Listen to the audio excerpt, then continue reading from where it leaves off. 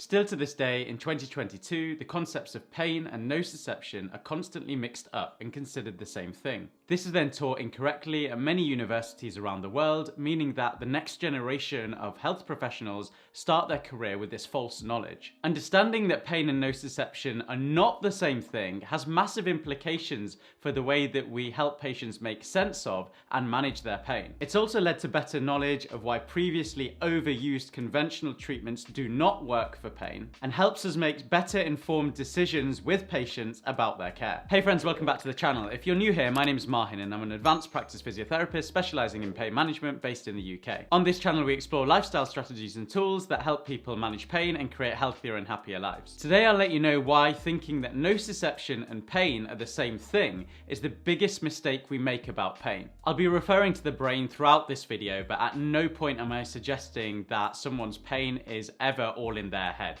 Pain is always real 100% of the time. However, it's important to understand the brain's role in pain, as like with all of our feelings and senses, our brain is our control center for pain. So to explain this concept of nociception, I'm going to use the example of when I hold my hand over a flame. Okay. Now, within our skin and our muscles around the body, we all have sensors called nociceptors, okay?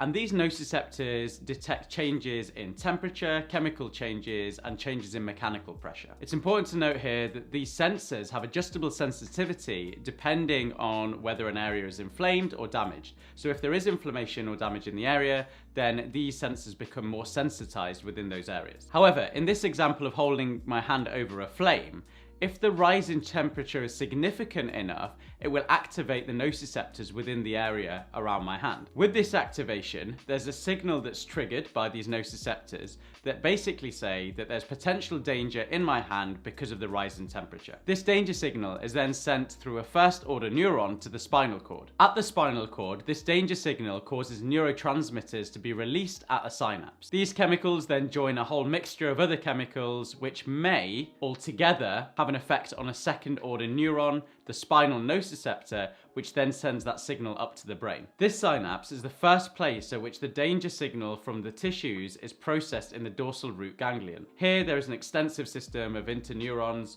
within the dorsal horn which can increase the sensitivity of the spinal neurons, leading to central sensitization. If the second neuron within the spinal cord is activated, it sends that signal up the spinal cord, up the nervous system to various parts of the brain. It's really important to note that at this point, this is just a signal, okay? This is just a signal saying there's been a rise in temperature at the hand. That is all it's saying at this point. This is not pain at this point, and here is the difference between pain and nociception. What I've just described up until this point is nociception, okay? I'm going to explain a little bit later on about how pain works. And this process of nociception that I've just described is continuously happening within the body in response to noxious stimuli. And this is happening at various parts of the body as well, whether it's the wind on our face, whether it's us leaning against something, it's sitting in the chair. This noxious stimuli is always being processed and those signals are being sent up to the brain and through to the spinal cord, if that stimuli is significant enough to activate that first order neuron. This is all a subconscious process, so we never feel nociception happening, but it is continuously happening throughout our body. So then, what leads to pain?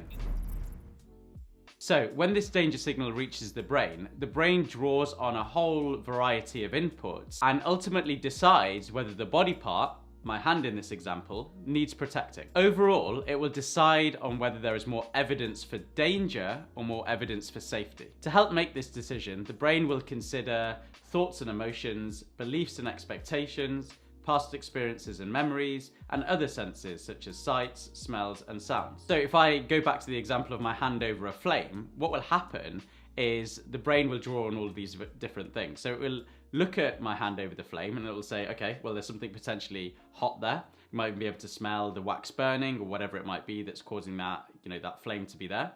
It will also draw on past memories and experiences. So it will say, okay, well, the last time I kept my hand here for too long, I got burned. So then this will all feed into the expectations of what might happen if I keep my hand over that flame. And the brain will potentially decide that actually there's more danger here than safety. And if I keep my hand here, it's very likely that I'm going to burn my hand. So if my brain decides that my hand needs protecting, it will produce protective responses that will include pain, but also a movement response as well, which causes me to take my hand away from the flame and withdraw that hand in order to protect it and stop it from burning. As I've mentioned before, the primary purpose of pain is for protection. If pain persists, the network of brain cells that produce pain or the immune and movement responses become more sensitized. As mentioned, pain's role is to protect us, and it responds to any evidence of danger to the body. If the brain networks that produce pain become more sensitive, then all of the input mentioned before have a greater effect on pain. This includes the thoughts, beliefs, movements, behaviors, sight, smells, sounds, and touch. They also have a larger effect on our other protective systems, such as our immune system, our stress system, and our fatigue system. This is why people with chronic or persistent pain often report that certain smells, sounds, or even bright lights can lead to an increase in their pain, or why during flare-ups, as well as an increase in pain, they also experience an increase in tiredness, anxiety, and generally they feel more unwell as well. It's also important to note that nociception isn't necessary for pain to be felt. And this is because pain doesn't always mean damage. This is particularly the case in chronic pain, when pain's gone on for longer than a 3-month period, when previous injuries have healed, or there wasn't any injury there in the first place, and there is no structural cause found on a scan that might otherwise explain their pain. To get a better understanding of why investigations return normal despite someone being in pain, check out this next video here after this one. So what I thought might be helpful now is to go through some direct comparisons between nociception and pain. So as you can see, I've got a table here that is going to run through what's correct for pain and what's correct for nociception. So what is pain? So pain is a feeling of which we are aware that urges protection of the body part that hurt. Whereas nociception is activity of which we are not aware in primary neurons and central projections, often but not always in response to noxious stimuli.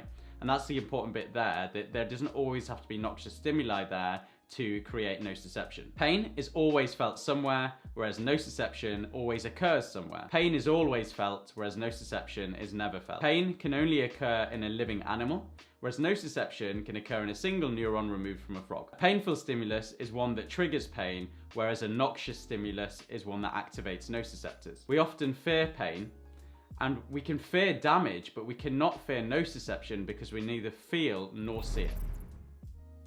When we view pain as the same as nociception, we only choose treatments that influence nociception. And examples of these treatments might be medication, injections, or surgery, all of which we now know to have low clinical value, especially in chronic pain. And this is just because these treatments ignore the wider multimodal influences on pain that leads to the brain weighing up whether there is more evidence of safety or danger that needs to be protected again. And this is a big problem because by trying to address nociception alone, it actually leads to poorer long-term management of pain and further disability. To learn more about pain to improve yours and your patient's understanding of this, check out my Understanding Pain playlist next. People have told me that these videos have completely flipped their understanding of pain, which has been game-changing.